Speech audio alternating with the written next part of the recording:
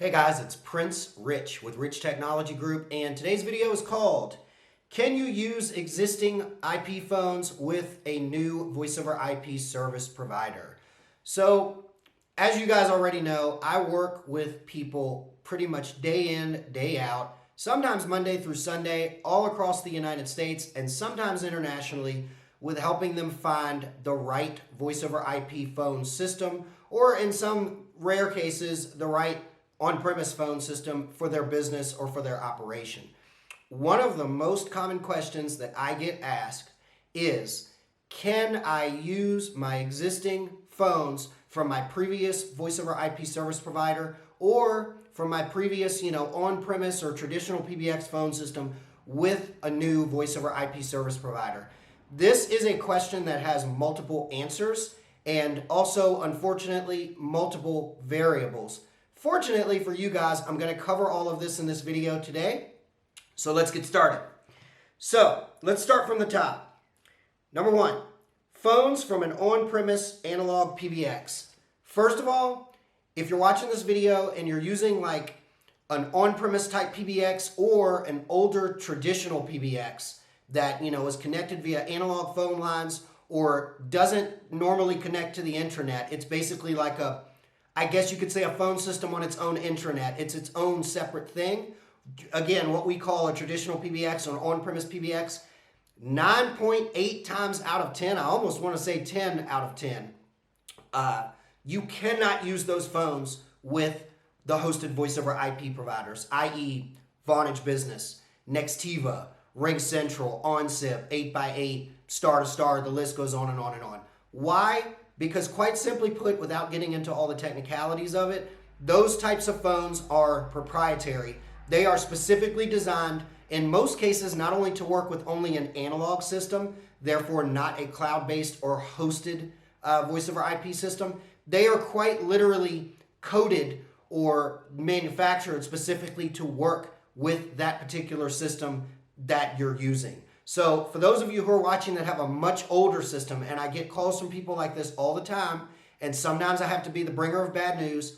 If you're using like an old Nortel system or an old Merlin system or an old Panasonic system, in-house PBX phone system or key system or traditional PBX, you cannot use those phones with voice over IP, with the newer voice over IP, or with cloud-based or hosted voice over IP. Now, I've gotten emails before from some people that say, oh, Prince, I talked to Nextiva, I talked to Vonage, I talked to RingCentral, and they said these phones will work. I could show you guys many emails where, and I hate to say this is not to knock the carriers or to bite the hand that feeds me, because as you guys know, I represent all of the hosted voice over IP carriers in the United States, but I have seen emails where sometimes salespersons with some of these companies have told somebody, oh yeah, your phones will work, because they quite honestly don't know, and they've unfortunately given misinformation. I've also seen emails where I feel like or know for a fact that the salesperson knew for daggone sure that your phones would not work with their system, but they were basically just spoon feeding you a load of crap to try to make a sale. If you're watching this and you're using an older traditional PBX or an on-premise PBX, I can pretty much guarantee you that your phones will not work with hosted voice over IP or with the hosted voice over IP carriers that are out currently at the time of this video. Sometimes you'll be able to get dial tone, but that's all. Call transfer may not work. Three-way calling may not work. Conference bridge may not work. Just because you can get a dial tone to the phone doesn't mean that your phone will support all of the full-fledged included features, as we call it, with the carrier of choice that you are hoping that your phone system will work with.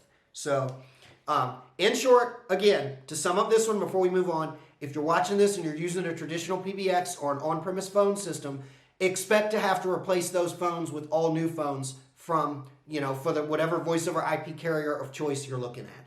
So, moving on. Point number two, typical IP phones. So, let's say that you're on an on-premise based system, or you are on a hosted platform or something like that. Like you're switching from, we'll say, a Vonage to a Nextiva, or you're switching from a Nextiva to a Vonage, or from a RingCentral to Nextiva, or from an OnSip to RingCentral, or whatever. You should be able to use the phones that you've got with that carrier with the next carrier. Why? because all of your mainstream, as I like to call it, or your typical hosted voice over IP or cloud-based phone providers, again, Vonage, Nextiva, OnSIP, 8x8, Star2Star, list goes on and on and on. There's dozens of them. They are what is called a SIP-based, what I like to call a pure SIP-based IP, phone service provider, which means they use what is classified as SIP-based phones. So typically, if you're moving from a SIP-based carrier to another SIP-based carrier, your phones will work. So that means if you're watching this and you're using a SIP-based carrier and you're thinking about switching to another one, you're probably using like Polycoms, Cisco's, you're probably using Yealink, Panasonic IP phones. As long as it's those brands and more, and it's a SIP-based phone, it should work just fine with another provider. The ones you see behind me actually are SIP-based phones, Polycoms, Yealinks, Panasonics, what else? Cisco's. All of these ones that you see behind me, they actually work more or less with just about any hosted carrier out there, i.e. the ones that you see me talk about on my website, on our YouTube channel regularly. So you shouldn't have an issue with switching to another carrier and being able to utilize those phones. But I always recommend that you talk to somebody like me first, or talk to the carrier and just say, hey, I've got this phone, brand name this, model number XYZ, will it work with your platform? And they'll be able to tell you right then and there if it's compatible with their platform or not. But 9 times out of 10, or actually I'll say 9.8 times out of 10, if it's a SIP-based IP phone, it will work with any of the SIP-based carriers, i.e. the ones that we represent and all of the mainstream carriers on the market now that are cloud-based or hosted voice over IP phone service providers. Okay, point number 3. And then we're going to get into some of the weird stuff here. Point number 3, strictly proprietary phones for voice over IP systems. I'll give you guys a couple of examples here. Mitel is a newer carrier. I mean, they've been in the game for a long time, but they sell newer systems. But they are a great example of a voice over IP phone service provider that has phones that are more or less proprietary to their platform.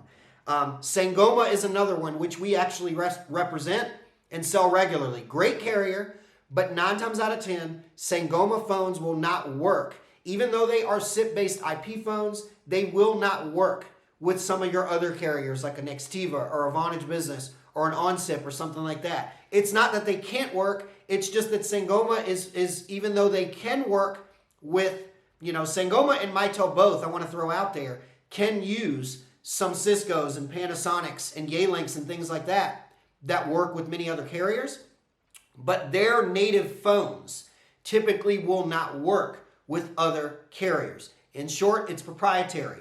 The MAC addresses of the phone themselves are hard-coded for their platform. So if you're moving from something like that to another carrier, you're probably going to have to get new phones, unless they make an exception and they say, oh, we'll work with Sangoma phone model this or Mitel phone model that. So just be aware of that. I come across a lot of folks in the industry when they contact me looking for new carriers that have moved from a Mitel or looking to move from a Panasonic PBX or Panasonic voice over IP based phone system. And I also see some Toshiba out there. Those phones typically will not work with your typical hosted phone service providers or SIP-based phone service providers. So be aware of that. Point number 4, and this is our final point. And this is a weird one, and this is one that I actually found out about recently that led me to create this video. To basically help you guys know, will your phones work with a new carrier, with the new and improved stuff that's out here today, or will you be looking at having to make an investment or to get new phones or find a carrier that maybe will give you the phones for free included in the agreement or the bundle. Point number 4, locked phones. Now, if you look behind me, you'll see a Yealink, you'll see a Polycom, and then actually above me where you can't see, let's zoom out here and I'll let you guys see it. Up top there, I've got a Cisco and I've got another, I think it's a Grandstream and another Yealink cordless up there. Those phones that you see up there, all of the ones you see behind me, all of these phones are unlocked, SIP-based IP phones, which means I can use these phones with Vonage, I can use these phones with Nextiva, I can use these phones with 8x8, I can use these phones with Star2Star, I can use these phones with TalkDesk, with Nice in Contact, with Ring Central, the list goes on and on. But In some very rare cases, we see some carriers that will take these phones, they will use their own special software in-house with their own developers, and they will hard code the MAC addresses on these phones to where they cannot be unlocked and used with another carrier. Even though another carrier, like the ones that I just mentioned, if you go to their website or talk to their engineers or tech support, will say, yes, we fully 100% support all of the functions and features of the phone that you've mentioned. Your previous provider has locked these phones to where you're essentially locked in. It's a dirty game. We don't like it. We've encountered some customers that come across this and they don't like it either. There's nothing we can do about it. Some of the carriers that we know that actually do this are Verizon, for people that are using Verizon Voice over IP, with even some of the phones that you see behind me and many more that I've done reviews on my site. AT&T, and in some cases Comcast, all on their Voice over IP platform have a terrible knack of locking the phones so that you literally cannot use those phones with another carrier. It doesn't mean that the phone in its native form isn't supported by the carrier that you're trying to go to that's a SIP-based, voice over IP, cloud-based provider. It means that they have basically somewhere in there put their own software in there to where you can't use it with another carrier.